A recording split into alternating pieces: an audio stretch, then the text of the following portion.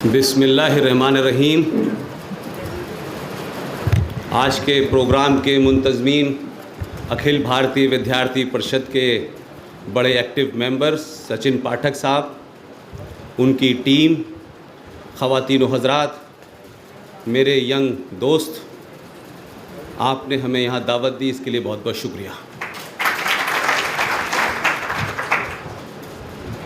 मेरे बारे में कई भ्रांतियाँ भी प्रचलित हो गई हैं कि लोगों को अच्छा ऐसा लगता है, जिसमें एक भ्रांति मेरा पीछा नहीं छोड़ रही है कि मैं पाकिस्तान से तनख्वाह लेता हूँ और भारत का काम करता हूँ। मैंने कोई अपने जीवन के 12 साल पाकिस्तान के एक टेलीविज़न का इंडिया हेड था। भारत सरकार ने उसकी मुझे परमिशन दी थी, इसलिए मैं काम करता था।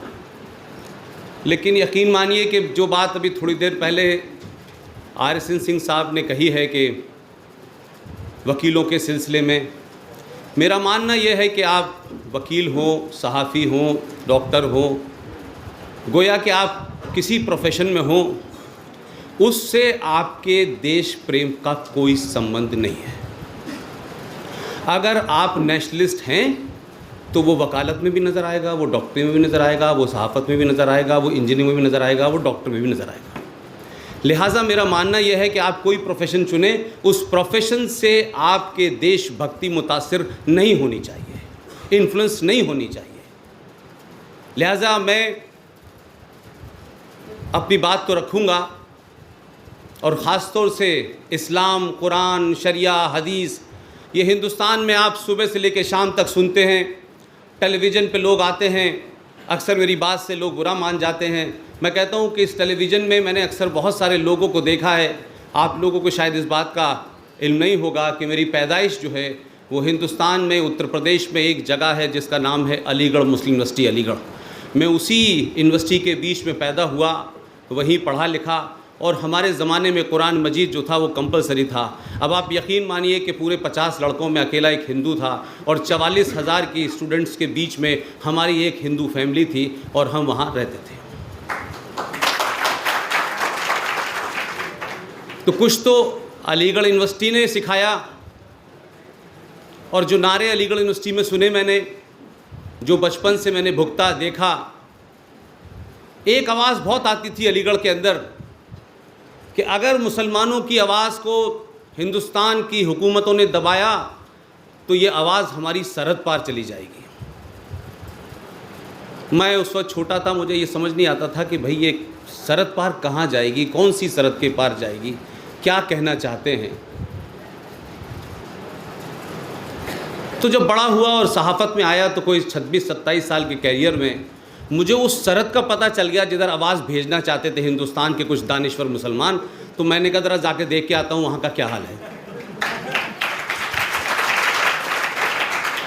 तो पवन जी ने कहा कि वो बॉन्ड सेकुलर हैं। हिंदुस्तान में 2 किस्म के सेकुलरिज्म, इसकी मेरी अपनी थ्योरी है। एक हिंदुस्तान में सोशल सेकुलरिज्म है और एक पॉलिटिकल सेकुलरिज्म है।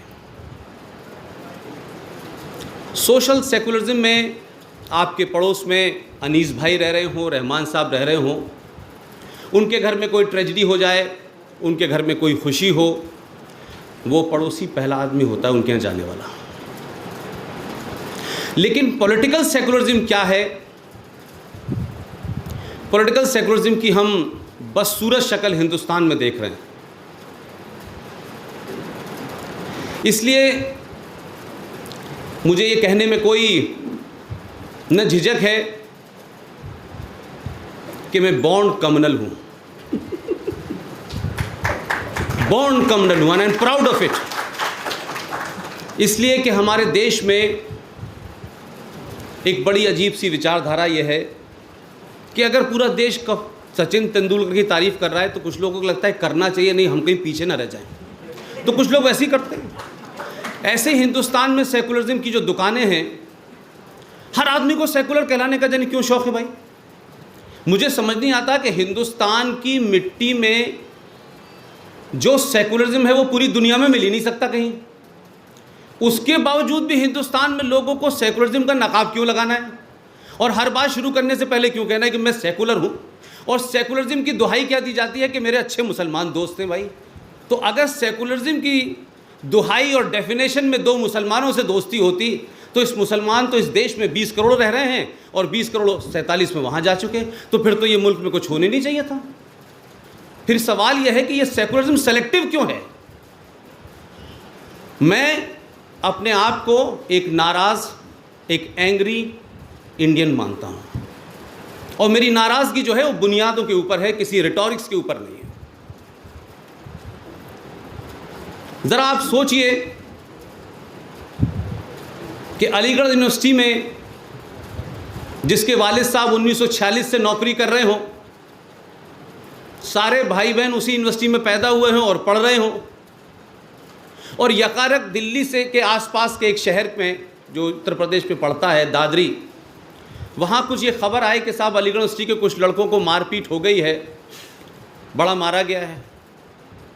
तो ये मुझे समझ नहीं आई बात कि जो हिंदू 5 वक्त की नमाज पढ़ता हो, कुरान मजीद को कई बार आगे से पीछे से पढ़ चुका हो, आयत दर आयत सूरह दर सूरह उसने याद की हो, भाई उसको क्यों मार रहे हैं?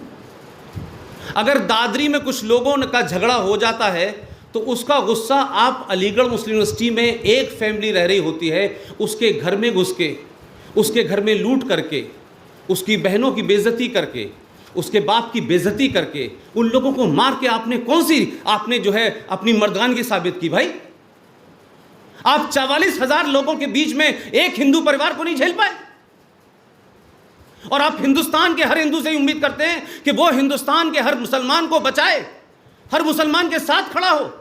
और उसके बावजूद भी आज़ादी के बाद पार्टीशन हुआ, लाखों करोड़ों लोग पाकिस्तान चले गए मुसलमान, लेकिन हिंदुस्तान के अंदर रहने वाले मुसलमानों को किसी ने मारा। और आज भी हिंदुस्तान के अंदर मुसलमानों की गिनती 14% से ऊपर है। कोई समाज बगैर किसी की मदद के, कोई समाज बगैर किसी हॉस्टाइल सिचुएशन के तरक्की नहीं करता है। और आज भी लोग हमसे सर्टिफिकेट मांग रहे हैं कि हिंदुस्तान का हिंदू सर्टिफिकेट दे कि वो सेकुलर है कि नहीं है। 2 जगह की मिसाल देता हूं। इस देश में पॉलिटिक्स के नाम की छोड़ दीजिए, मजहब के नाम पे क्या फ्रॉड फैलाया गया है। एक अलीगढ़ मुस्लिम विश्वविद्यालय है और एक कश्मीर है। अलीगढ़ मुस्लिम विश्वविद्यालय में मेजॉरिटी मुसलमानों की है। देखिए, मेरे साथ एक चीज़ का ध्यान रखिएगा कि मैं कोई प्रोफेशनल स्पीकर नहीं हूँ, लिहाजा अगर मुसलमान वर्ड है तो मुसलमान ही कहूँगा मैं। एक धर्म विशेष के, शांति दूत, ये सब बकवास नहीं करता मैं, ये मैं नहीं कर सकता। इसलिए कि हम सीधी बात नहीं कहना चाहते, और अगर हम यहाँ आए हैं 700 किलोमीटर दूर चल के, तो कोई आपसे ताली बजवानी है, कोई आपसे वोट लेना है, ऐसा तो कोई हमारा एजेंडा नहीं। एक स्टेट है जम्मू एंड कश्मीर,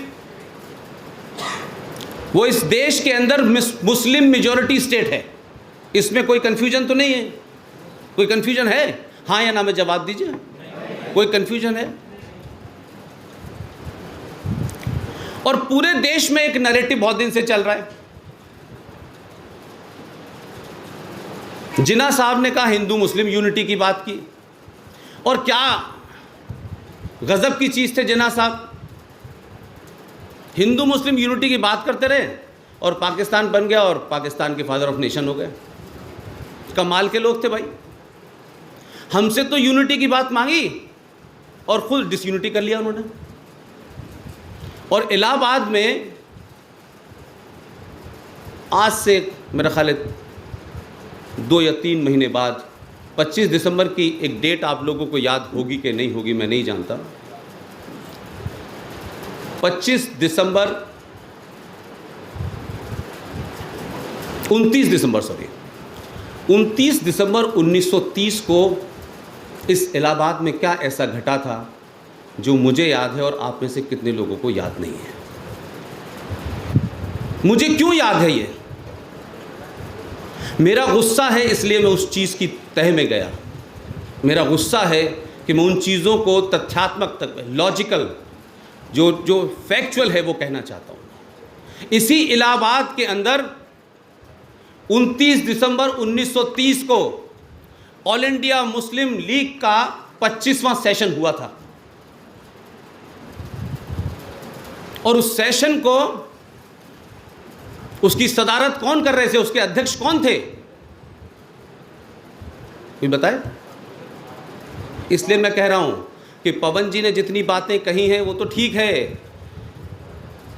RSN सिंह साहब ने एक टर्म दिया है कि वाइट कॉलर क्रिमिनल्स, लेकिन एक टर्म को मैं बराबर कह रहा हूं कि हमारे देश में आप AK-56 से लैस आतंकवादी को मार सकते हैं, न्यूट्रलाइज कर सकते हैं, लेकिन इस देश में वाइट कॉलर बौद्धिक आतंकवादी खुलेआम घूम रहे हैं।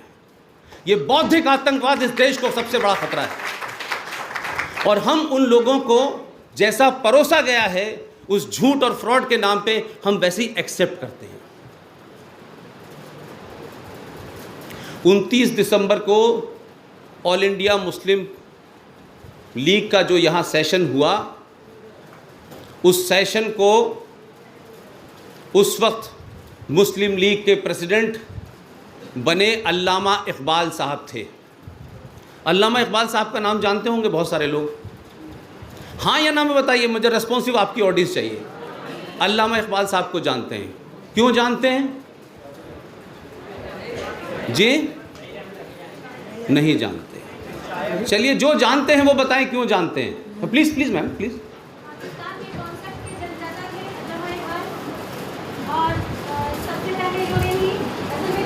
बस बस बस बस got the point, got the point. No no is very good. देखिए हमने अल्लामा इकबाल ने, मैं जिस स्कूल में पढ़ा अलीगढ़ यूनिवर्सिटी में, उसका नाम था लॉर्ड मिंटो सर्किल, उसकी जो प्रेयर थी वो भी उन्होंने लिखी। हिंदुस्तान का तराना वो भी इकबाल साहब ने लिखा, सारे जहां से अच्छा हिंदुस्तान हमारा, और हम उस लेमन चूस को आज तक चूस रहे हैं सुबह शाम सुबह शाम। और जब भी कोई बात आती है, आप जैसी यंग ऑडियंस थी, अभी कुछ दिन पहले हम लोग देहरादून में थे, बातचीत होते होते एक मोहतरमा ने ये कहा कि देखिए साहब, मज़हब नहीं सिखाता आपस में बैर रखना है, हिंदू हैं हम, वतन है हिंदुस्तान हमारा, ये इकबाल साहब ने कहा है। तो मुझे लगा कि शायद आज की जनरेशन को जो बता दिया गया है, ना तो वो उससे आगे जाना चाहती है ना पीछे जाना चाहती है, और गूगल पे बहुत कुछ मिल जाता है लेकिन काम की बातें नहीं मिलती। मैं बार बार इस बात में था कि भाई आखिर ज़रा ये भी तो हम पूछें कि जो जिन्होंने इतने तराने लिखे, इतनी मोहब्बत की शायरी की, इतनी हिंदू मुसलमान की यूनिटी की बात की, आखिर ऐसा वो कौन सा शख्स था यार जिसने 29 दिसंबर 1930 को इलाहाबाद के अपने सेशन में जो एज ए सदारत उन्होंने सदारती जो खिताब किया कौम से, उसमें क्यों कहा उन्होंने कि हिंदुस्तान के वेस्टर्न बॉर्डर पर हमें मुस्लिम स्टेट बनाने चाहिए। वो आदमी हमको सारे जहां से अच्छा का तराना दे के चला गया, और हमने उसको माना कि दुनिया का सबसे सेकुलर आदमी वो है।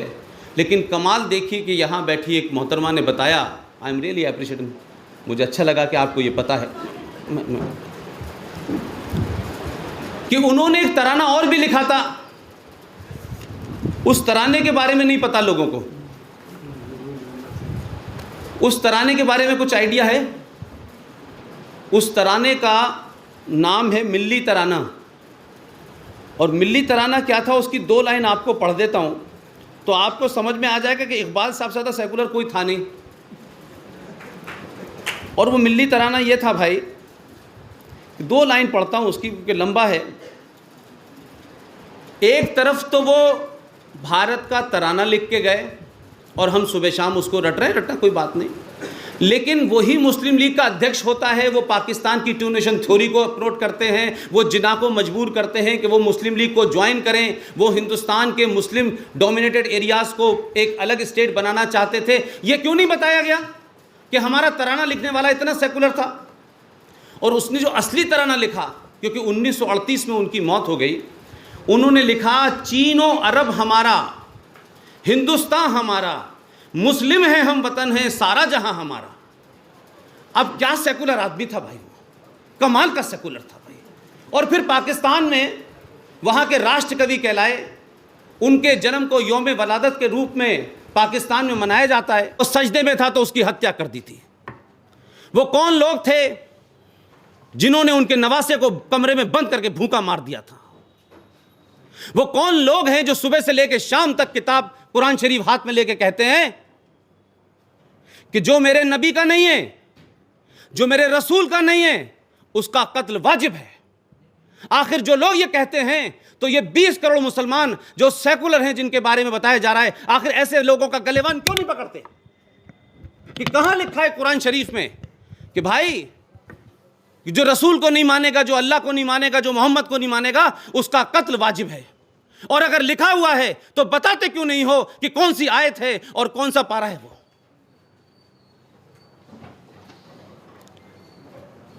इसलिए मेरा मानना है कि एक घटना रिएक्शन में होती है, एक चोरी होती है, एक डकैती होती है, वो किसी इंडिविजुअल का एक्ट हो सकता है, लेकिन आतंकवाद सिर्फ धर्म से और धर्म के प्रेरणा के अलावा नहीं हो सकता।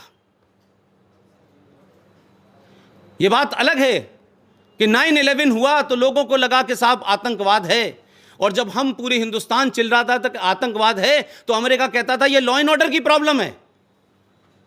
लेकिन 9/11 को उन्हें पता चला कि लॉ भी नहीं रहा, ना ऑर्डर रहा।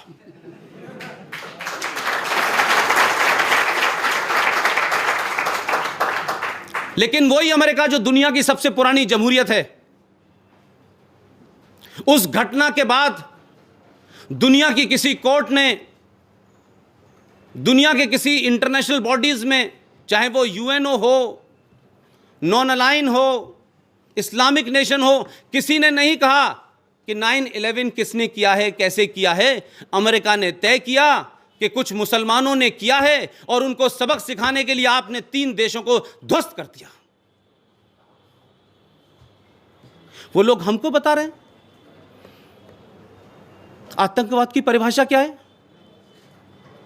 पूरी दुनिया में यह समाज नहीं मिलेगा जो आतंकवादी को भारत के संविधान, भारत के कानून, भारत के राष्ट्रपति के 4 बार एप्लीकेशन जाने के बाद, जब उसकी तमाम प्रक्रियाओं के बाद भी जब उसे सजाए मौत देती है, तो सुबह के 4 बजे कोर्ट खुलती है कि आखिरी बार फिर सुन लिया जाए। क्योंकि अगर वो नहीं सुना जाता तो लोगों में मैसेज गलत जाता। और दलील दी जा रही है कि अगर फांसी दी गई तो देश टूट जाएगा, अफजल गुरु को फांसी दी गई तो कश्मीर अलग हो जाएगा। तो क्या इस देश की कोर्ट धमकियों से चल रही है? आर्टिकल 35A की बात की, मैं उसका मेन पिटिशनर हूं। 19 अगस्त 2014 में हमने ये पिटीशन फाइल की। क्या है ये पिटीशन? हमसे ज्यादा उन दानिश्वरों को पता होना चाहिए था, उन लीगल को पता होना चाहिए था, जो सुबह से लेकर शाम तक दही हांडी की लंबाई नापने में जस्सा परेशान है। आधा इंच नीचे हो गई, आधा इंच ऊपर हो गई तो गड़बड़ हो जाएगा। जो जली कट्टू के ऊपर फैसला देने के लिए रात भर कोर्ट खोलते हैं, जो यासीन मलिक की सुनवाई के ऊपर रात भर कोर्ट खोल देते हैं, जो आतंकवादियों की सुनवाई के लिए रात भर कोर्ट खोल देते हैं, जो SC/ST कानून को बदल देते हैं, उन जजों से पूछना चाहता हूं कि दुनिया का कौन सा ऐसा कानून हो सकता है कि आप दुनिया के सबसे बड़ी डेमोक्रेसी भारत को, वो 47 में आए, 46 में आए, 45 में आए, इस गुणा भाग और मैथमेटिक्स में नहीं जाना चाहता मैं, लेकिन यह शर्म की बात है हिंदुस्तान के उन तमाम लोगों के लिए जो सुबह से लेकर शाम तक लोकतंत्र के लिए चिल्लाते हैं। और दिल्ली के अंदर तो एक एक आदमी के ह्यूमन राइट के लिए 2-2 लोग खड़े हुए हैं। 1954 में राष्ट्रपति मात्र एक आदेश देते हैं और वो आदेश इस देश के संविधान की धारा बन जाती है। उसको दोनों सदनों से न कभी पारित कराया जाता, न उस पर चर्चा होती। और हम जैसे बेवकूफ जब इस खोज में लगते हैं कि धारा क्या चीज है, कहां से आई, कैसे आई, और हम जब कोर्ट में उसकी अपील करते हैं, तो 19 अगस्त 2014 से आज 31 अगस्त 2018 है, और माफ कीजिएगा 11 बजे आज सुप्रीम कोर्ट ने यह ऑर्डर करा है कि अब हम 19 जनवरी को सुनेंगे, क्योंकि इस धारा के सिलसिले में जो लोग मुतासिर हैं वो कमजोर हैं। अगर 1 करोड़ लोग भी इस देश में ये खड़े हो जाएं कि धारा नहीं हटेगी तो ये देश टूट जाएगा, ये जजमेंट 3 दिन में आ जाएगा। ये बाध्य क्यों कर रहे हैं इस देश के लोगों को, जो इस देश के कानून को मानते हैं, जो संविधान को मानते हैं, जो आपके ऊपर थोड़ा बहुत यकीन रखते हैं, आप उनको बाध्य कर रहे हैं।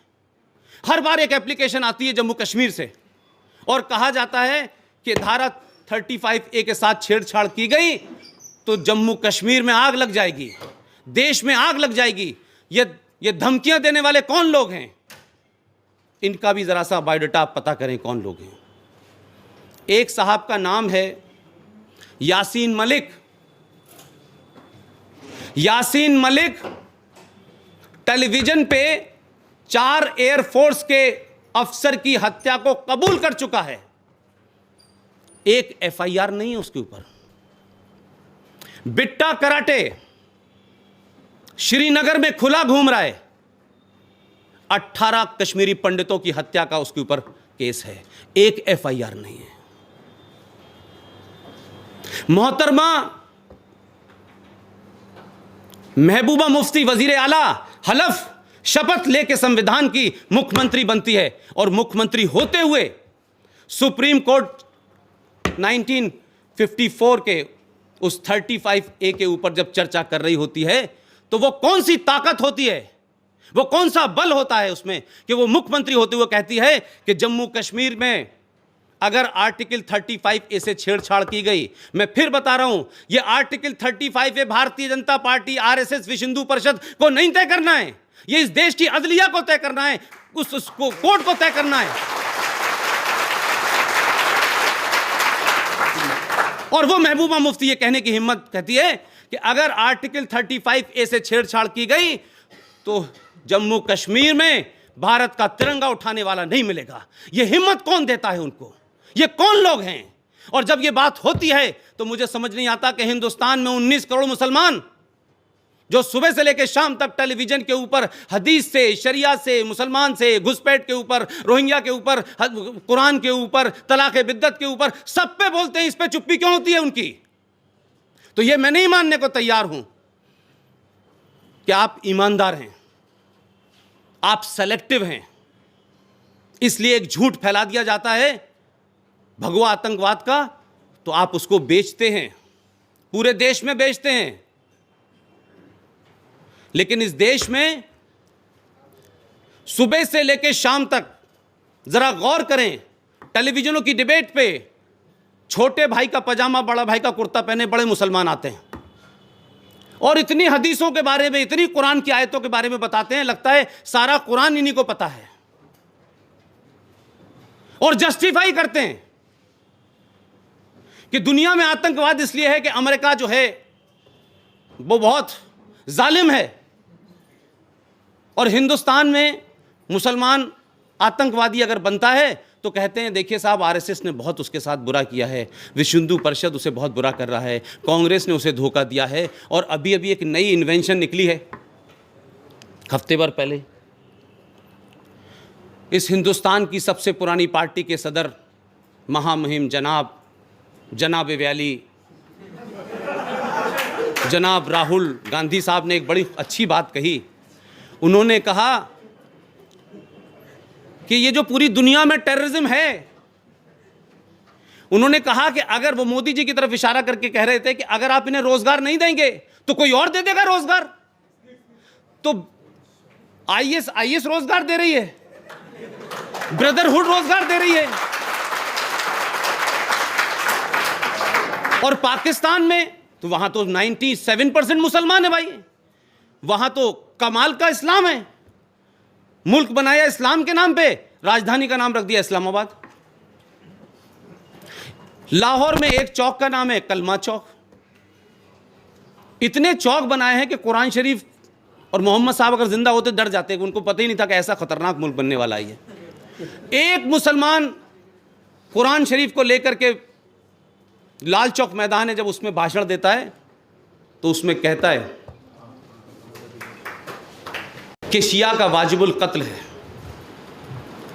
और पाकिस्तान में 20% शिया रहते हैं। ये मेरी आंखों देखी बात बता रहा हूं मैं आपको। नफरत का आलम यह है कि उन डेड बॉडीज को भी कब्रिस्तान में घुस के उनके चिथड़े उड़ा दिए, उनसे इतनी नफरत है। हिंदुस्तान के मुसलमानों के बड़े रिश्तेदार वहां रहते हैं,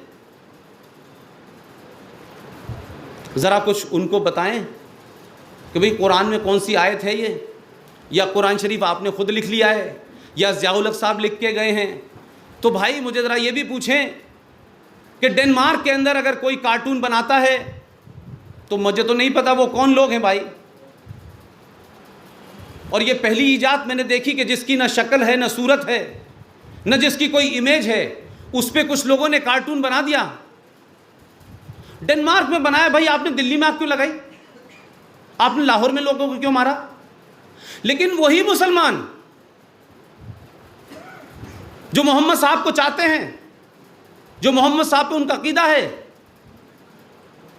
वो ये नहीं पूछते पाकिस्तान में कि जैश मोहम्मद का मतलब क्या है, लश्कर तोयबा का मतलब क्या है। वो मुसलमानों को पूछना चाहिए कि लश्कर तोयबा का मतलब है मोहम्मद की फौज। तो तुम किस मोहम्मद को बदनाम कर रहे हो भाई? अगर मोहम्मद की फौज यह है तो शर्म आनी चाहिए तुम्हें, फिर उस मोहम्मद का प्रोटेक्शन करने क्या जाते हो भाई? तो अजहर मसूद को गोली कौन मारेगा? वो तो कराची में रहता है। तो यहां के मुसलमानों को क्यों नहीं इस बात से तकलीफ होती कि 1 लाख का जलसा निकालें और कहें कि जैश मोहम्मद को चलाने वाले, लश्कर तोयबा को चलाने वाले और कश्मीर में दुख्तरान मिल्लत को चलाने वाले लोगों को हम आज इस्लाम से बर्खास्त करते हैं और इनका सोशल बाइकआउट करेंगे। लेकिन अफसोस यह है कि वो मुसलमान खामोश हो जाते हैं, और उनकी खामोशी ये मैसेज देती है जिसका जिक्र पवन जी कर रहे हैं। और 100% कोई चीज़ नहीं होती, साइंस भी कहती है 100% प्योर कोई चीज़ नहीं होती, 100% कभी कोई ख़राब नहीं होता है। लेकिन सवाल यह है कि इस मुल्क में 6 दिसंबर को एक घटना घटी, गलत और सही पे मैं नहीं जा रहा। ज़रा मुसलमान अगर इस यहाँ कोई बैठा हो, अपने दिल पे हाथ रखिएगा। 6 दिसंबर को अयोध्या में एक तथाकथित बाबरी मस्जिद, बाबर के नाम से मस्जिद को कुछ लोगों ने गिरा दिया। इस मुल्क ने जिन लोगों पे शक था गिराया है, उनकी 4 सूबों से सरकार का सफाया हो गया। यह है हिंदुस्तान का हिंदू। जितनी लड़ाई लड़ी गई उसको लेकर के इस देश के हिंदू ने लड़ी। हिंदू सबसे आगे खड़ा है। लेकिन मैं ही दूसरी बात पूछना चाहता हूं। रोहिंग्या मुसलमानों के बारे में आजकल आप लोग बहुत सुन रहे होंगे। ये कौन लोग हैं भाई? हमारे मुसलमानों में से हिंदुस्तान का किसी का रिश्तेदार नहीं है, कोई डायरेक्टली इनडायरेक्ट रिश्तेदार नहीं है।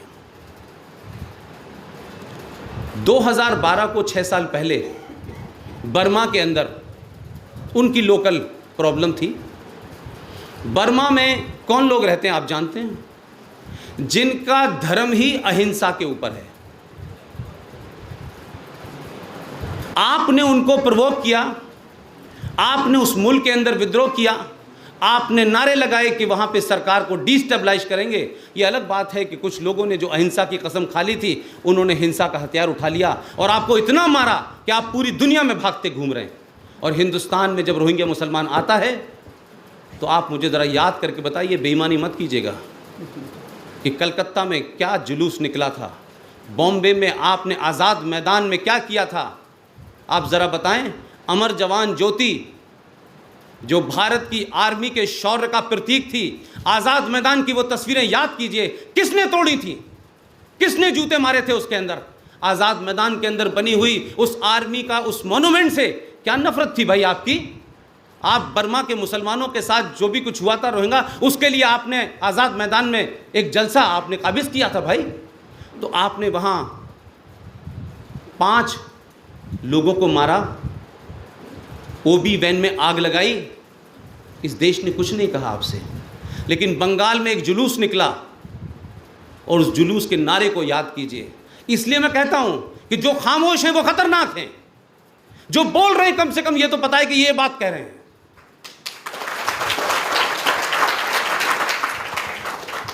बंगाल में नारा लगा, आर्यन वापस जाओ, रोहिंग्या हमारे भाई हैं।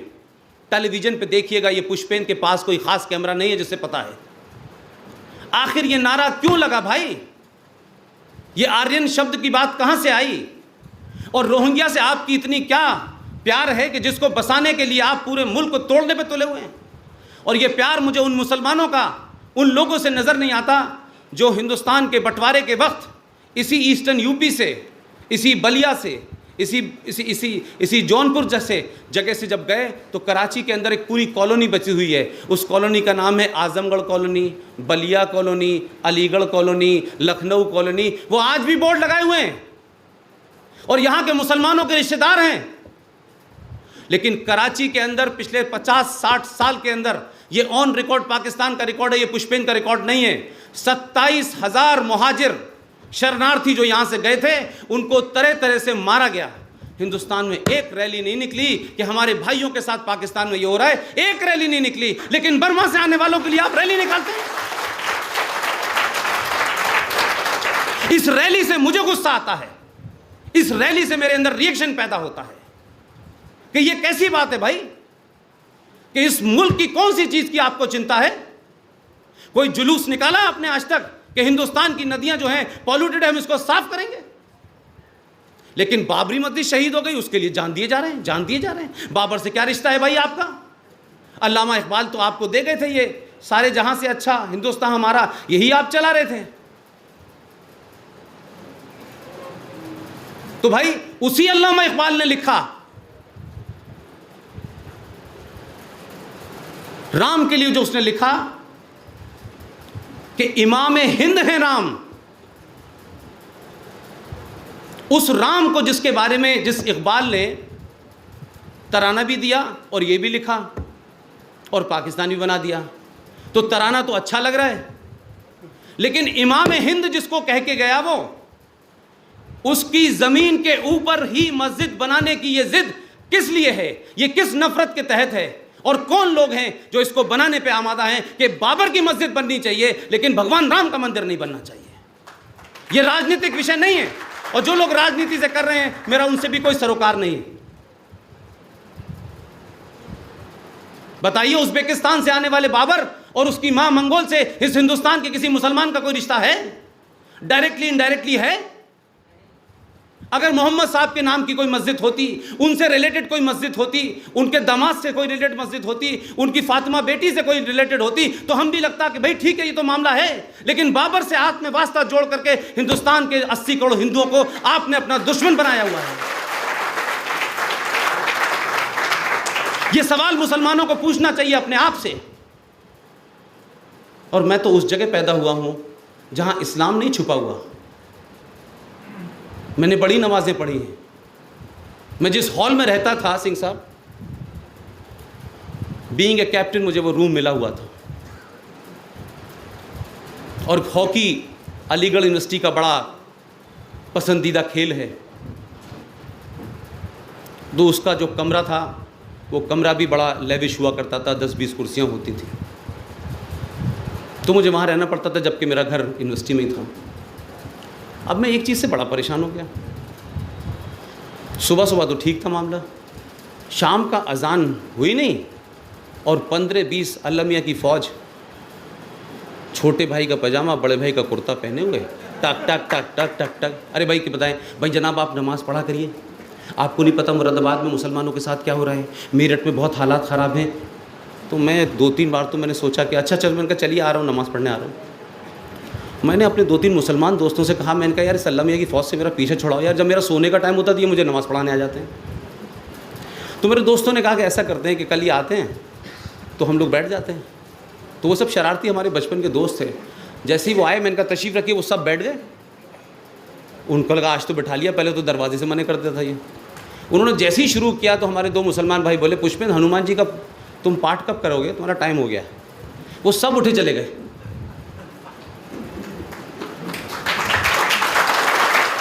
तो मैं कुरान, इस्लाम, हदीस, शरिया, इसके बारे में मुझे कोई कन्फ्यूजन नहीं है, और जो है वो है, और जो नहीं है उसको मानूंगा नहीं। ये क्या वजह है? आपने कोई जलसा, जुलूस, कोई डिबेट आपने सुनी है कि कश्मीर का शहर मुफ्ती टेलीविज़न पे ये बयान देता है कि अब तो हम 17 करोड़ हो गए हैं, 9 करोड़ में तो पाकिस्तान बन गया था, 17 करोड़ हो गए, हमें अलग जगह दो। भाई साहब, ये तो हमने कोई प्रॉपर्टी डीलर है हम क्या हिंदुस्तान के, कि हर बार एक टुकड़ा दे देंगे कि आइए अब ले जाइए, अब 17 करोड़ हो गए, फिर 18 करोड़ हो गए, फिर ले जाइए।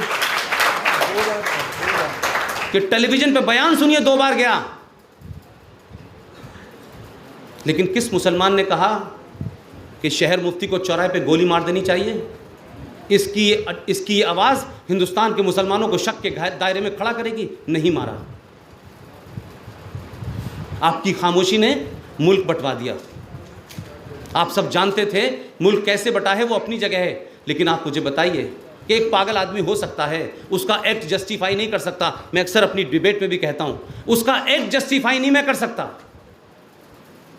लेकिन जिसको आप अपना आइडियल मानते हैं, जिस पे सारा भरोसा अपना रोक देते हैं और सोचते हैं कि ये आदमी जो है, इसके हाथों में जो ये कह रहा है हमें इस पे यकीन है, उसके यकीन पे लोग जान देने के लिए तैयार हो जाते हैं। यही होता है कि नहीं होता है? ये पागलपने की हद तक किसी के ऊपर यकीन होता है। जैसे कुछ लोग आजकल पागलपने की हद तक जो है वो कहते हैं कि इतने काफिरों का कत्ल करोगे तो 72 हूरें मिलेंगी।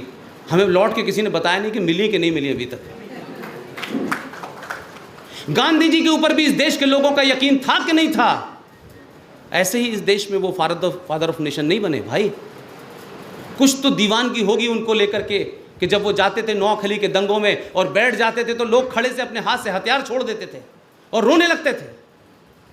ऐसे ही एक पागल आदमी था कि गांधी ने कहा कि हिंदुस्तान का बंटवारा होगा तो मेरी लाश पे होगा। ये कहा था कि नहीं कहा था? जोर से बोलिए। लेकिन आपका वो रहनुमा जिसको वो लोग उसकी एक आवाज पे पागल हो जाते थे, देश का बंटवारा हो गया। गांधी जी तो मरे नहीं थे, गांधी जी तो जिंदा थे। मैं गलत कह रहा हूं? इतिहास गलत है क्या? देश का बंटवारा हो गया, गांधी जी तो अपनी जगह थे। उन्होंने कहा मेरी लाश पे होगा। तो अब ये बात अलग है कि वो जीवित होते हुए लाश हो गए, वो तो बात अलग है। तो एक आदमी जिसको लगता था कि इसने मेरा यकीन तोड़ा है, इसने मेरी भावनाओं से खिलवाड़ किया है, उसने जाके गांधी जी को मार दिया। ये जस्टिफाई नहीं है। मैं दूसरी बात कहना चाहता हूं। ये पूरी बात मैंने अपनी जो कही है उसके पीछे दूसरा कारण है। मेरे लिए नाथूराम गॉडसे ना आइडियल था ना है, लेकिन मैं उस मानसिकता को बता रहा हूं। जो लोग भारत की संसद में बैठ करके चिल्ला चिल्ला के आस्तीन शेरवानी चढ़ाते हैं, 3 बार टोपी को आए दाएं बाएं करते हैं और कहते हैं कि जब मुल्क बंट रहा था तो हमारे बाप दादा नहीं गए थे पाकिस्तान, हमने भारत को चुना था। वो कौन लोग कह रहे हैं? एक नाम बताएं जरा। ओवैसी। देखिए कितना इनलाइटन लोग हैं कि असल आदमी का नाम बताएं। I am so happy. कौन है ये ओवैसी? इसके वालिद का नाम क्या था? इसके दादा का नाम क्या था? इसके दादा का नाम रिजवी था। रजाकारों की फौज हिंदुस्तान की फौज से लड़ने के लिए किसने बनाई थी? इसके वालिद सलाउद्दीन ओवैसी, दंगाई। जो लोगों ने हैदराबाद को पाकिस्तान में मिलाने के लिए 1 लाख रजाकारों की फौज बनाई, उसके वारिस भारत की पार्लियामेंट में खड़े होकर के हिंदुओं पे एहसान कर रहे हैं कि हम नहीं गए, हम तो यहीं रह गए। भाई चले जाते, हम कह रहे तो हमारे लिए मुसीबत खत्म हो जाती। आपने यहां रह के एहसान नहीं किया। यहां रह करके जो बचे कुचे मुसलमान थे उनमें फिर जहर भर दिया आपने। इसलिए कश्मीर में भी कोई कुछ बोलता है तो आप चुप रहते हैं। इसलिए यूपी के रामपुर का एक पागल कुछ बोलता है फौज के बारे में तो भी आप चुप रहते हैं। इसलिए इस देश में रोहिंग्या मुसलमानों के लिए लोग आप चिल्लाने लगते हैं। इसलिए कश्मीर के अंदर जो कुछ हो रहा है उसको जस्टिफाई ठहराने लगते हैं। वही मुसलमान कश्मीर के अंदर एक काले से रंग का झंडा देखा है आपने? देखिए मेरी बात में आप खाना इसलिए बताइए कि मैं मोनोलोग आपको कुछ बताने नहीं आया हूं, मैं ज्ञानी आदमी नहीं हूं। आपसे वो बताने आया हूं जब आप कल मुंह खोले किसी के सामने और कोई आपसे तर्क करे तो आपका लॉजिक फैक्ट के ऊपर होना चाहिए, किताब के ऊपर होना चाहिए कि वो भाग जाए। उस काले झंडे पे क्या लिखा हुआ है? IS, that is not important for me, I am not emotional for that. उस पे लिखा हुआ है ला इलाहा इल्लल्लाह, और गोल सा एक घेरा बना है, उसमें लिखा है अल्लाह मोहम्मद रसूल। पुलिस से झड़प में जब वो झंडा लेके खड़े होते हैं और पुलिस जब लाठी चार्ज करती है तो उसी झंडे को छोड़ के भाग जाते हैं अल्लाह मोहम्मद रसूल को लोगों के पैरों के नीचे दबाने के लिए। तब किसी मुसलमान को तकलीफ क्यों नहीं होती भाई कि इस मोहम्मद साहब के नाम से जो तुमने झंडा बनाया था, जिसको उठा करके तुम आतंकवाद कर रहे हो, जिसको उठा करके तुम मासूम लोगों को मार रहे हो, उसी को तुम छोड़ के चले गए और उसी को पैरों तले रौंद रहे हो। यह सवाल हिंदुस्तान के मुसलमानों को कश्मीर के उन लोगों से पूछना चाहिए जो रोज सुबह से लेकर शाम तक कहते हैं हम निज़ाम में मुस्तफ़ा बनाएंगे भाई, हम यहाँ अल्लाह की हुकूमत करेंगे, हम यहाँ इस्लाम नाफिज करेंगे। ये कौन सा इस्लाम है भाई? और अगर यही घटना गलती से हिंदुस्तान के हरिद्वार में हो जाएगी तो क्या होगा? कई करोड़ ओवैसी पैदा हो जाएंगे एक ही रात में। तो सवाल यह है कि मेरे जूतों के नीचे अगर वो झंडा जाए और आपके जूतों के झंडा जाए तो फिर आपका रिएक्शन अलग अलग क्यों है? अल्लाह और मोहम्मद तो आपके लिए एक ही हैं कि वो जूते देख के देखते हैं आप कि मुसलमान के जूते तले अगर वो झंडा रौंद दिया गया है तो कोई फर्क नहीं पड़ता, क्योंकि मुसलमान है माफ़ कर देंगे अल्लाह, हिंदुओं को नहीं माफ़ करेंगे क्योंकि मुसलमानों का तो है अल्लाह, हिंदुओं का नहीं है। आप कहते हैं रब्बुल आलमीन, कोई है मुसलमान यहां कोई है? रब्बुल आलमीन का मतलब क्या है? रब्बुल आलमीन का मतलब है इस सृष्टि को चलाने वाला, इस कायनात को चलाने वाला। वो जर्रे जर्रे में है, उसकी मर्जी के बगैर न पंखा चलता है, न बिजली आती है, न पेड़ हिलता है, न मैं सांस ले सकता हूं। वो रब्बुल आलमीन है। लेकिन पूछिए आरएसएस ने, ये मैं सिंबॉलिक इस्तेमाल कर रहा हूं, आरएसएस, विश्व हिंदू परिषद, आरएसएन सिंह साहब, किस कट्टरवादी हिंदू ने इस रब्बुल आलमीन को रब्बुल मुस्लिमीन बना दिया कि ये रब्बुल आलमीन सिर्फ मुसलमानों का है, हिंदुओं का नहीं है? आपने बनाया, किसने बनाया? पूछे मुसलमानों से जाके भाई कि रब्बुल आलमीन का मतलब है इस कायनात को चलाने वाला, और आप कहते हो कि जर्रे जर्रे में वो है, उसकी मर्जी से कुछ नहीं होता। ज़लमन तशाहू वलिमन तशाहू, अगर आपको इज्जत दिलाएगा तो वो दिलाएगा और आपको जिल्लत दिलाएगा तो वो दिलाएगा। तो आप क्या हैं? तो फिर कौन तय कर रहा है कि किसको कन्वर्ट किया जाए, किसको नहीं कन्वर्ट किया जाए? आपको ये ठेकेदारी किसने दी है भाई कि आप कन्वर्ट कीजिए, लव के तहत कीजिए, लैंड जिहाद के तहत कीजिए? किसने कहा भाई आपसे? अगर आपको इश्क हो गया है किसी मुसलमान लड़की से, आपको इश्क हो गया है किसी हिंदू लड़की से, जाइए शादी कर लीजिए। लेकिन ये क्यों बता रहे हैं कि साहब हमको 2 लाख रुपए मिलेंगे क्योंकि हमें अपनी तादाद बढ़ानी है? अल्लाह के फजल से आपकी तादाद पूरी दुनिया में बहुत है, तो क्या कर लिया आपने?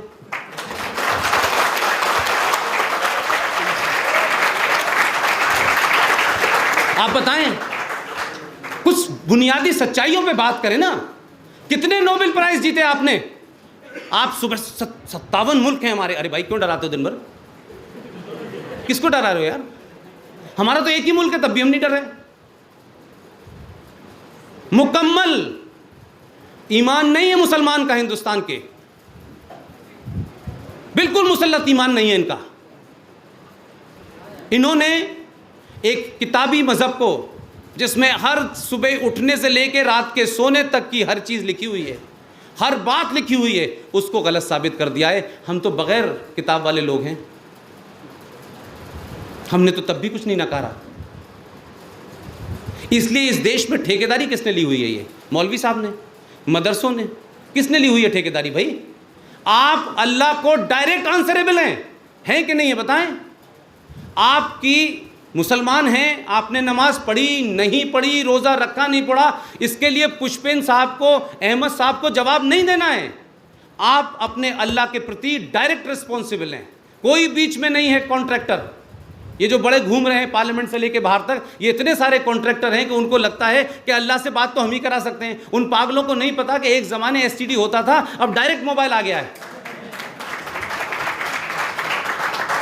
अब नंबर मिलाने की जरूरत नहीं कि आपका जब तक ऑपरेटर नहीं मिलाएगा अल्लाह से बात नहीं होगी, मगर उसके बाद हो जाएगी भाई। लेकिन वो तैयार नहीं है इस बात के लिए।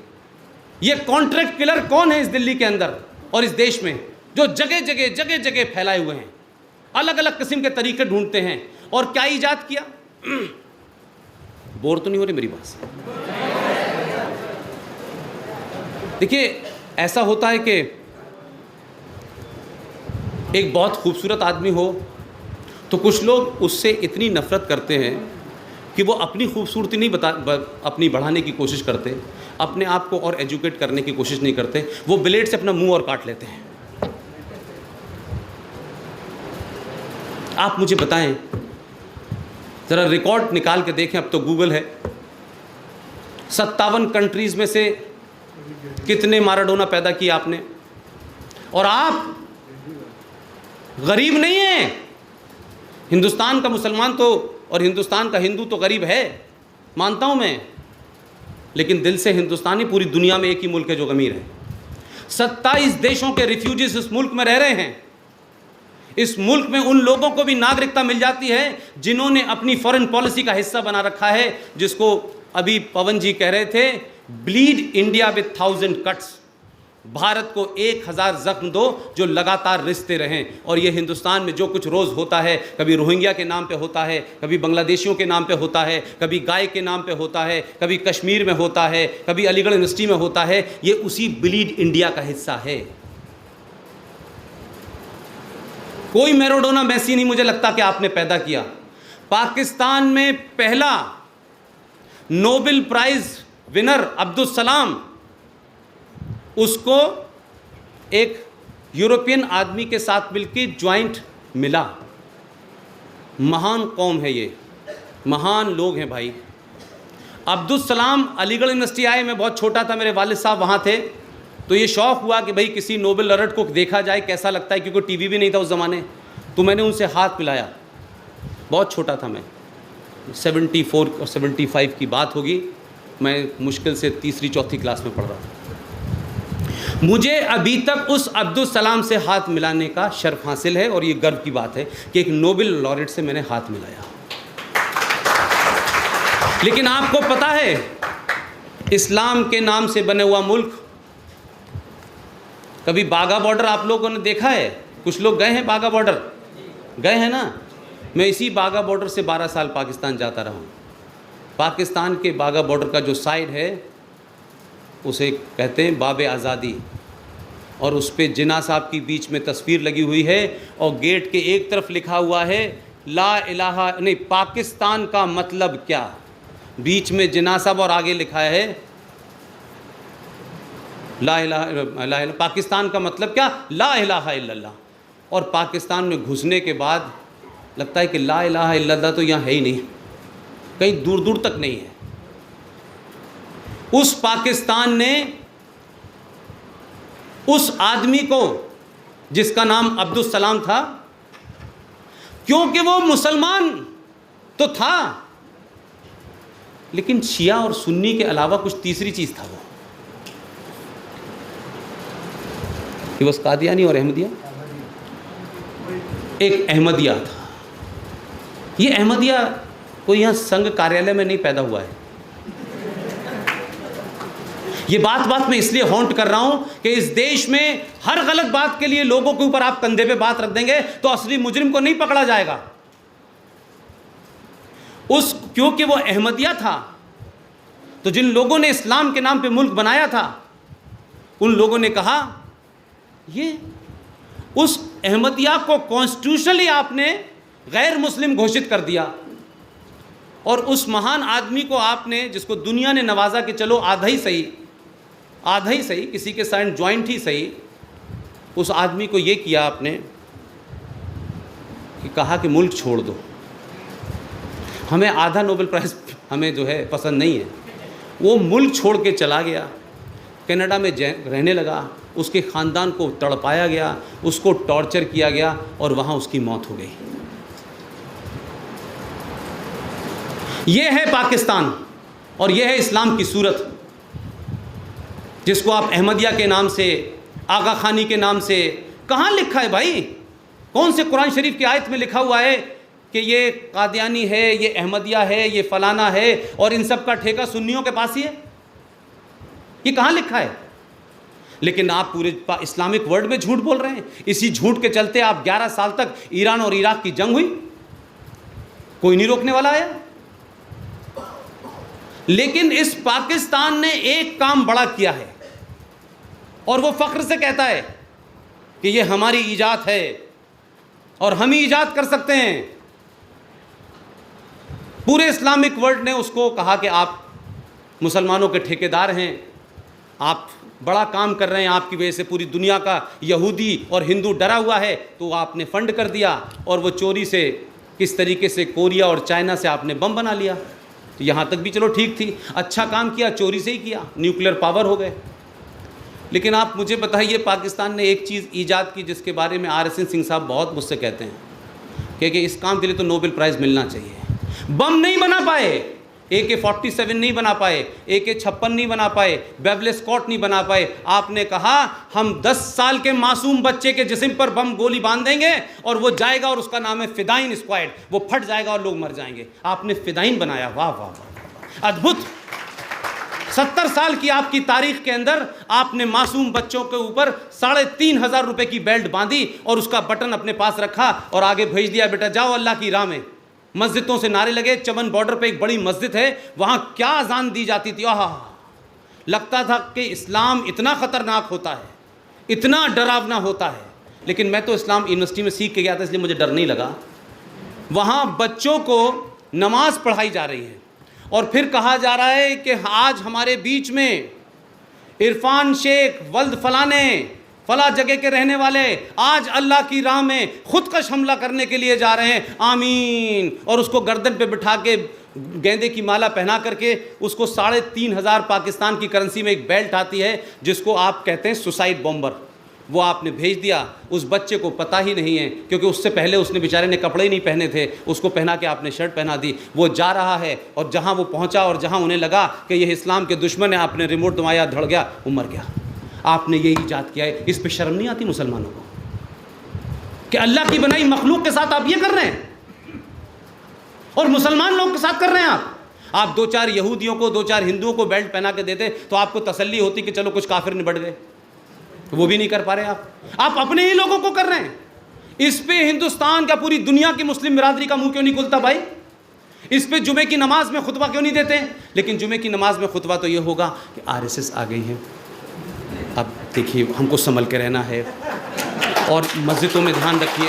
ये मैं खुतबे सुन चुका हूँ, मेरी जिंदगी के 30 साल इन खुतबों को सुन के बड़ा हुआ हूँ मैं। कौन सी मस्जिद का हवाला देते हैं और कौन से कुरान का हवाला देते हैं, किस खुतबे में ये कहा जाता है भाई? लेकिन हिंदुस्तान का मौलवी जो है वो खुतबे में बताएगा मुरादाबाद में 50 मार दिए, H मारे, H मारे, M बच गए, M बच गए। ये मैं सुनता था, मैं उस बीच में बड़ा हुआ हूँ। इसलिए मुझे लगता है कि मुनाफकत और मक्कारी में कुछ लोगों का जवाब नहीं है, अद्भुत जवाब नहीं है। एक फ्रॉड चल रहा है हिंदुस्तान में, जय भीम और जय मीम। अल्हम्दुलिल्लाह, क्या बात है, अल्हम्दुलिल्लाह। अल्लाह उनकी ख्वाहिश पूरी करे, लेकिन ख्वाहिश तो सुनिए ज़रा। ये जो इतना दर्द दलितों के प्रति मुसलमानों को हुआ है यकायक, चाहे वो सियासी लोगों को हो, चाहे वो समाज में काम करने वाले लोगों को हो, अच्छी बात है। कमज़ोर मजलूम के साथ तो कुरान शरीफ में डायरेक्शन है कि मजलूम की मदद करो, उसके साथ खड़े हो। मैं गलत कह रहा हूँ? आज वो क्या कर रहे हैं? उत्तर प्रदेश में एक यूनिवर्सिटी है जिसका नाम है अलीगढ़ मुस्लिम विश्वविद्यालय। भारत के संविधान के तहत हर सेंट्रल यूनिवर्सिटीज़ में ओबीसी और एससी एसटी को रिजर्वेशन प्राप्त है? लेकिन अलीगढ़ मुस्लिम यूनिवर्सिटी है तो वहाँ लागू नहीं होगा। मायावती का दलित प्रेम और मुलायम सिंह का ओबीसी प्रेम 20 साल में एक बार इस मुद्दे को नहीं उठाता है कि भाई दलितों से प्रेम करने वाले लोग, ओबीसी के वोट पे लेकर के मंत्री बनने वाले लोग, आपकी एक यूनिवर्सिटी है उसमें संवैधानिक तौर पे दी गई हमारे अधिकारों को भी आप हमको वंचित रखे हुए हैं। यह है दलित जय भीम और जय मीम की कहानी। और दूसरी कहानी बताता हूँ, इसलिए मैंने कहा कि हिंदुस्तान में 2 मेजॉरिटी इलाके हैं, एक अलीगढ़ है, एक कश्मीर है। 1956 में जम्मू कश्मीर का संविधान बना। देखिए मैं आपका थोड़ा टाइम ले रहा हूँ, लेकिन मुझे लगता है कि ये स्टूडेंट्स की गैदरिंग है। मैं आप लोग सवाल पूछें, अगर कोई आपको मेरी बात में डाउट हो मुझे फ़ोन करें, I will be the happiest man. Jammu Kashmir में 1956 में वहाँ के संविधान का ड्राफ्ट तैयार हुआ और 1957 में उसे लागू किया गया। 57 में जम्मू कश्मीर के अंदर सफाई कर्मचारियों की स्ट्राइक हो गई। तो यह हुआ कि भाई ये तो महामारी फैल गई, 2 महीने हो गए। और शेख साहब तो शेख साहब हैं साहब, वो तो बेचारे अंसारी को भी साथ नहीं बिठाते।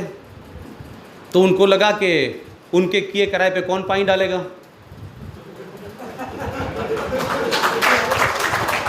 तो ये हुआ कि भाई इसकी तो खास किस्म के लोग हिंदू समाज में पैदा होते हैं, उनका तो यही काम है करना। तो पठानकोट से, अमृतसर से, इन जगहों से 200 वाल्मीकि परिवारों को वहां के वजीर आला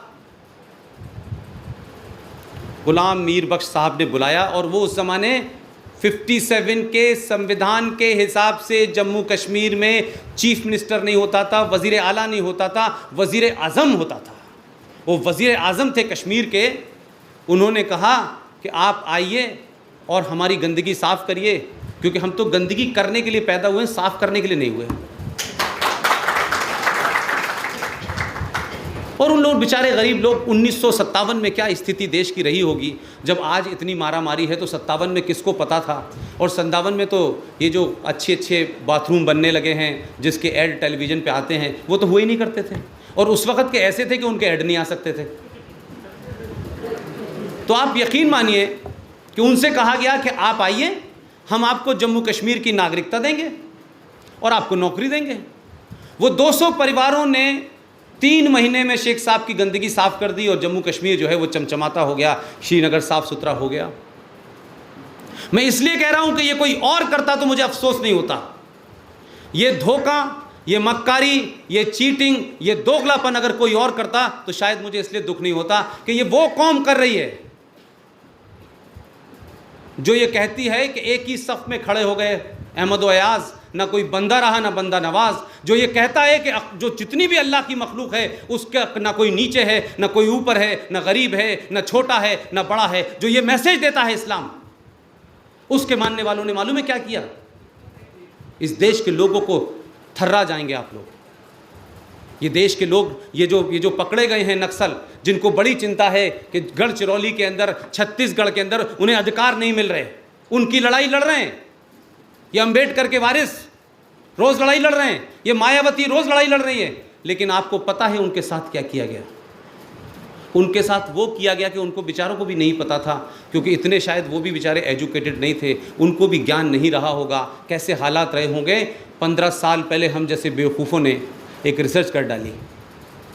अब आप कहेंगे कि हर शरारत के पीछे हम ही क्यों हैं? ये मत कहिएगा। क्या आप 1954 का भी मामला आप उठाएंगे, 1970 का भी उठाएंगे? अब चक्कर ये है कि हमें ऐसी जगह ट्रेनिंग हमने ली है कि हमें इस किस्म के किस्से करने का शौक़ है। 1957 में जो परिवार वहाँ 200 गए थे, उनसे मकान का वादा किया गया, परमानेंट नौकरी का वादा किया गया, वो बेचारे साफ करने लगे।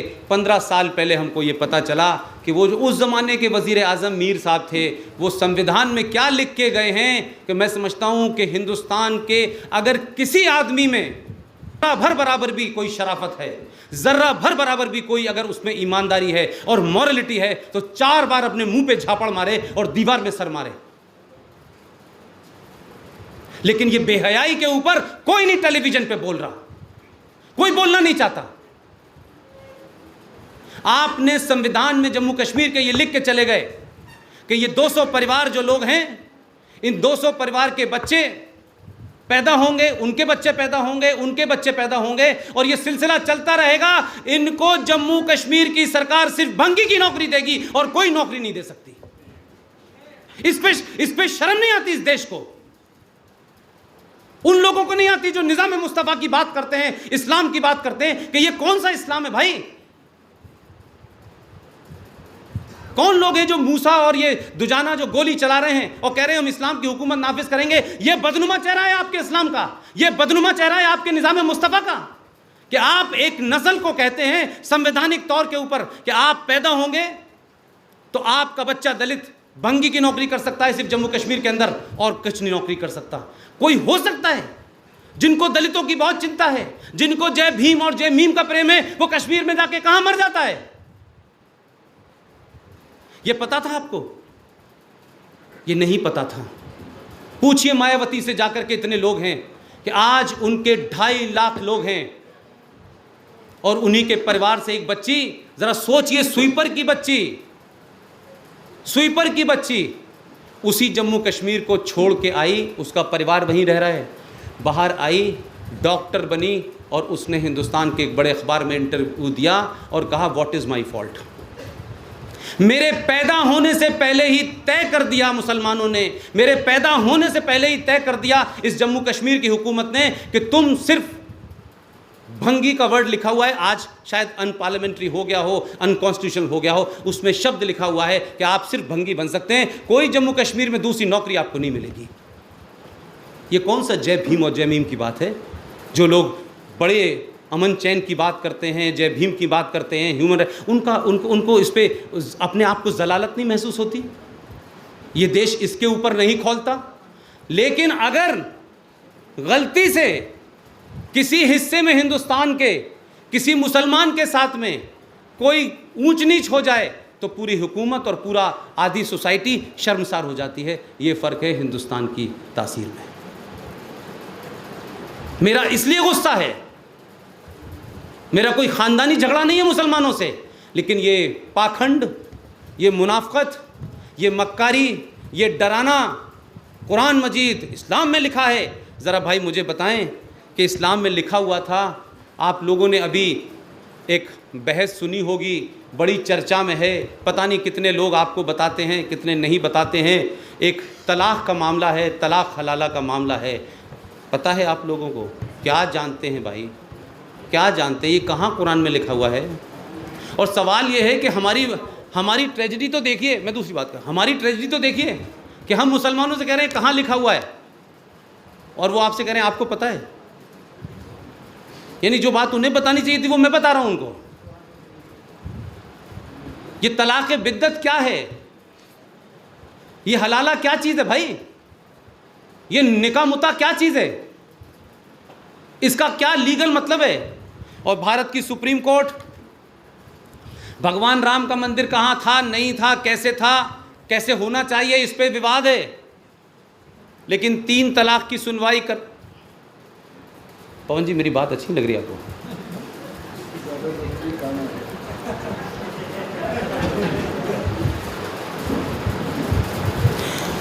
कि 3 तलाक़ के ऊपर जब बहस चल रही थी तो सुप्रीम कोर्ट ने एक बड़ी नज़ीर पेश की, जिस कोर्ट के बारे में सिंह साहब कहते रहे। उसने नज़ीर ये कहा कि देखिए साहब, जो हम जब तलाक़ बिद्दत के ऊपर या तलाक़ के ऊपर जब हम सुनवाई करेंगे तो अगर कुरान में लिखा हुआ है तो हम नहीं करेंगे सुनवाई, लेकिन अगर कुरान में गलत लिखा है तो हम करेंगे। चलिए अब इस पर भी राज़ी हो गए, भी कर लीजिए। फिर एक नई नज़ीर आई कि देखिए ये मामला बड़ा सेंसिटिव है, इसमें हर धर्म के लोग होने चाहिए। पहली बार आज़ाद हिंदुस्तान में अगर कोई कोर्ट की बेंच कॉन्स्टिट्यूट की गई तो उसका आधार ये लिया गया कि इसमें एक मुसलमान भी होना चाहिए, एक क्रिश्चियन भी होना चाहिए, एक सरदार भी होना चाहिए। आप फैसला दीजिए, आप कोर्ट हैं, आपको हर आदमी हिंदू भी मानता है, मुसलमान भी मानता है, आप ये क्यों कर रहे हैं भाई? तो किसी हिंदुस्तान के हिंदू ने कहा कि राम मंदिर पे जब बहस हो तो सारे ही उसमें ब्राह्मण होने चाहिए। किसी ने कहा ये? लेकिन आप क्यों मजबूर कर रहे हैं इस तरीके की बातें करके लोगों को तर्क देने का? भाई अब हलाला की भी कहानी एक अलीगढ़ से जुड़ी हुई है, और मैंने जब अपना कैरियर शुरू किया था 1989 में, बहैसियत जर्नलिस्ट में, प्रिंट में था, तो मेरी पहली हेडलाइन खबर थी, और मेरे ऑफिस के लोगों ने कहा पुष्पिन तुमने इसको चेक कर लिया है? मैंने कहा चेक नहीं किया, मेरे पड़ोस में रहते हैं।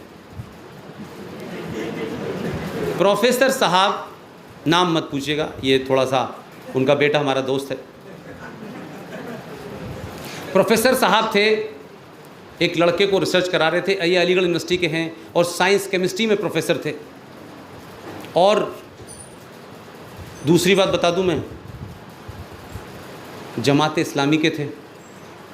तो जमात इस्लामी वालों के पास तो अल्लाह ज़्यादा पास होता है ना, बाकियों के पास तो होता नहीं है, क्योंकि उनके पास परमिट मिला होता है उन्हें, तो वो जल्दी बात कर लेते हैं। हमारी बात तो होती नहीं, आपकी बात तो होगी नहीं।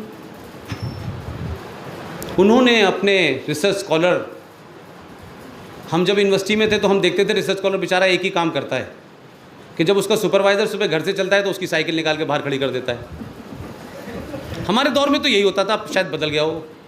और जब वो यूनिवर्सिटी में अपने डिपार्टमेंट पहुंचता था तो साइकिल ले लेता था, वो अपनी पैर हटाते थे और फिर साइकिल जाके स्टैंड पे खड़ी कर देता था। मैं कहा ये रिसर्च अच्छी है। ये ऐसे होता था, अमूमन यही अंदाज़ होता था। उसमें आप ये भी कह सकते हैं कि एक उसका डिवोशन भी होता था अपने सुपरवाइज़र के प्रति। उसको ये भी मत लीजिए कि कोई बड़ा बुरा काम है, लेकिन उसका एक एटीट्यूड होता था। उनके अंडर में एक साहब रिसर्च कर रहे थे। अब रिसर्च उस ज़माने में पैसे वैसे भी बड़े मुश्किल से मिलते थे कि इसमें करेंगे तो मिलेगी, उसमें करेंगे तो नहीं मिलेगी। फ़कत ये हुआ कि साहब वो रिसर्च स्कॉलर को एक लड़की से इश्क हो गया, अपने साथ वाली से। अब रिसर्च करने वाले लड़के की इतनी तो उम्र होती है कि उसे इश्क होना जायज़ है भाई उसका। लेकिन ये भी हम तमाम सारे कॉलेज वालों की एक बड़ी अजीब टेंडेंसी है कि कॉलेज में इश्क तो हो जाता है और बड़ा परवान चढ़ता है। खैर वक्त ये हुआ कि वो रिसर्च स्कॉलर साहब जो थे, उनको एक लड़की से इश्क हो गया। उन्होंने कहा तुम मेरे जो सुपरवाइज़र हैं यही तुम्हारी रिसर्च पूरी करा देंगे, तुम भी एडमिशन ले लो। उससे क्या बढ़िया बात थी, उन्होंने उसी सुपरवाइज़र के अंडर में रिसर्च करना शुरू कर दी। अब दोनों के लिए आसानी हो गई थी। लेकिन अब क्योंकि वो ज़्यादा नज़दीक थे, लिहाजा रिसर्च से टाइम ही नहीं मिलता था पर्ची भिजवाने का अंदर, तो अब वो मामला आगे बढ़ गया और उसके बाद शादी हो गई उन लोगों की। अब शादी हो गई तो सवाल ये हुआ कि भाई कमाए कहाँ से, क्योंकि वो जो स्कॉलरशिप थी उससे तो बात बनती नहीं थी। और शादी होने के बाद यूनिवर्सिटी के कैंपस में आप रह नहीं सकते थे, क्योंकि हॉस्टल में आपको जगह नहीं मिलेगी। तो कुल मिलाकर के वो पैसे की किल्लत और कुछ चीज़ों की झगड़ा जब शुरू हुआ, तो प्रोफेसर साहब ने ये राय दी अपने स्टूडेंट को कि यार तुम ये क्या तुमने मुसीबत पाल ली है भाई, ये रोज़ रोज़ तुम आते नहीं हो, फलाना नहीं होते, ढिमाका नहीं होते, ये बड़ी चिड़चिड़ चलती रही। ये सब मेरी आंखों देखा किस्सा है, मैं स्टूडेंट था उस वक्त। उन्होंने कहा तुम इसको तलाक दे दो। अब वो लड़का बेचारा बड़ा घबराया। उन्होंने कहा यार अगर इसकी बात नहीं मानी तो रिसर्च गई मेरे हाथ से। खैर वो 2-3 महीने बाद वो तलाक दे दिया। अब जब तलाक दे दिया तो प्रोफेसर साहब बड़े समझदार आदमी थे, ये तो बाद में पता चला। उस वक्त तो वो नमाजी थे भाई, लंबी चौड़ी दाढ़ी थी, टखनों तक उनका कोई पजामा रहता था, 24 घंटे शेरवानी में रहते थे, लगता थे अल्लाह के अलावा कोई दूसरी बात ही नहीं करते। अब जब उसे तलाक वलाक दे दिया भाई मेरे, तो कुछ दिन बाद वो पता चला कि उन्होंने लड़के से कहा कि भाई अब तुम क्या करोगे भाई, कि नहीं साहब देखिए ऐसा है, गलती हो गई, फलाना हो गया, ढिमाका हो गया। 1-2-3 महीने के बाद उन्होंने कहा कि तुम शादी कर लो दोबारा से। यानी आप ही ने पहली एडवाइस की और दूसरी भी एडवाइस आप ही ने की। अब उसने कहा कि साहब मैं तो तैयार हूँ सर, ज़रा आप उससे कहें, समझाएं। उसको समझाया, वो तैयार हो गई। जब वो तैयार हो गई तो कुरान शरीफ बीच में आ गया। उन्होंने कहा इसमें तो लिखा है कि लड़की अगर तलाक देगी या दोनों के बीच में तलाक हो जाएगा तो उसके बाद अगर दोनों रजामंद हों और दोबारा से शादी करना चाहें तो इस्लाम ये कहता है कि इस लड़की को किसी गैर मर्द से शादी करनी होगी और फिर उसके साथ वो रहेगी और उस मर्जी से रहेगी कि वो जिससे शादी की है वो उसे 1 हफ्ते में छोड़े, 6 महीने में छोड़े, 6 साल में छोड़े। तो भाई ये तरीक़ा है, उसके साथ उसको शादी। तो अब इन्होंने कहा क्या शॉर्टकट तरीक़ा है, इससे बदनामी ना हो। तो केमिस्ट्री के प्रोफेसर बड़े समझदार थे, बोले ऐसा है घर की बात घर में रहेगी, मैं शादी कर लेता हूँ। नहीं अभी तो क्लाइमेक्स आई नहीं। No is a real time story, it's not film निकाह। ये निकाह फिल्म नहीं है। उन्होंने शादी कर ली। अब वो लड़का के छोड़ दो इसको, बोले नहीं छोड़ूंगा। आप यकीन मानिए वो लड़का अलीगढ़ में है, हमारे दोस्त बताते हैं पुष्पेन कभी पत्तों को गिनता है, कभी दीवार को गिनता है, पागल हो गया। और उन साहब ने उस लड़की से शादी करके उसे लीगल तलाक नहीं दिया तो वो बेचारी कहीं जा नहीं सकती। दोनों बीवियां उनकी, एक गुजर गई अब दूसरी है, और वो वहीं रह रहे हैं। ये पढ़े लिखे मुसलमान के बारे में बता रहा हूँ जो प्रोफेसर था अलीगढ़ यूनिवर्सिटी का। तो मेरा कहना ये है कि आप बहस करें, खूब जम के करें। अगर इस देश में रामायण सीरियल का स्क्रिप्ट राही मासूम रज़ा लिख सकते हैं और रामायण को और महाभारत को घर घर पहुंचाकर एक एवरेज, मैं भी उसी का मारा हुआ हूं। उसी रामायण जो सीरियल था उसी से मुझे पता चला कि भीम कौन थे और भगवान राम कौन थे। मुझे नहीं पता था क्योंकि वहाँ तो था ही नहीं। हमारे घर से मस्जिद की दीवार लगी हुई थी और हमारी माँ अक्सर कहती थी कि तुम कहाँ भाग जाते हो, मैं जाके नमाज़ पढ़ने भाग जाता था जैसे ही टाइम होता था। तो हमारी ज़िंदगी तो वो गुजरी। लेकिन कुल मिलाकर के जो बात मैं कहना चाहता हूँ कि आप डिबेट करें, लेकिन ये नहीं हो सकता कि हनुमान जी भी पर्वत कहाँ से लाए थे। यार क्या बकवास कर रहे हो यार, इसको ऐसे होता है कोई एक बंदर पर्वत उठा के ले आएगा। ये तो लोग बड़ी सफाई से कहते हैं। लेकिन ये नहीं पूछा किसी ने कि अतातुर पहाड़ी पे मूसा क्या करने जाते थे। वो कहते थे मैं अल्लाह मियाँ से बात करने जा रहा हूँ। अल्लाह मियाँ से बात करने के लिए हज़रत मूसा अतातुर पहाड़ी पे जाते थे और वापस आते थे। मेरे इस्लामिक स्टडीज़ के प्रोफेसर एमेरिटस अभी जीवित हैं, मैं उनसे पढ़ के आया हूँ। उन्होंने कहा पुष्पेन, मूसा ने कहा कि 280 बार नमाज का हुक्म हुआ है। वो आए अपनी रियासत में आके बताने लगे कि अल्लाह ने फरमाया कि 280 बार नमाज पढ़नी है। तो लोगों ने कहा कि कैसे पढ़ेंगे, अगर हम सुबह नमाज में चले गए तो 280 बार का मतलब है हम उठ ही नहीं पाएंगे, सजदे में ही रहेंगे हम। तो उनका अल्लाह से सिफारिश कीजिए कुछ कम कर दें। तो फिर मूसा जाते थे। तो अब अगर मैं उसको ह्यूमर में ये कह दूं कि उस वक्त भी मूसा साहब बगैर मोबाइल के बात कर रहे थे। अब मूसा साहब बात कर रहे थे, मूसा साहब अपनी आके कहानी सुना देते थे और फिर कहा करते करते वो 5 वक्त की नमाज रह गई।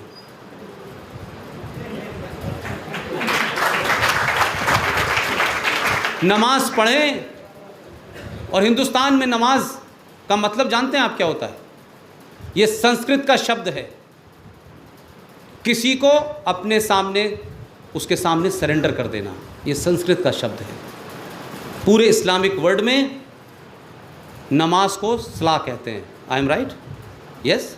लेकिन हिंदुस्तान के मुसलमानों को इस देश की संस्कृति में शक्कर और चीनी की तरह घोलने के बाद भी जब लोग ये कहते हैं कि अब 7 नहीं हम 17 करोड़ हो गए, अब अलग मुल्क बन जाना चाहिए, तो इस हिंदुस्तान के हिंदुओं को गुस्सा आना चाहिए, नहीं आना चाहिए? इस गुस्से का कोई इलाज है कि नहीं है? और आतंकवाद के बारे में 2 लाइन कह के अपनी बात समाप्त करता हूँ कि पूरी दुनिया में जहाँ भी आतंकवाद हो रहा है, जहाँ भी हो रहा है, मेजॉरिटी आतंकवाद सक्सेसफुल होता है, माइनॉरिटी आतंकवाद सक्सेसफुल नहीं होता।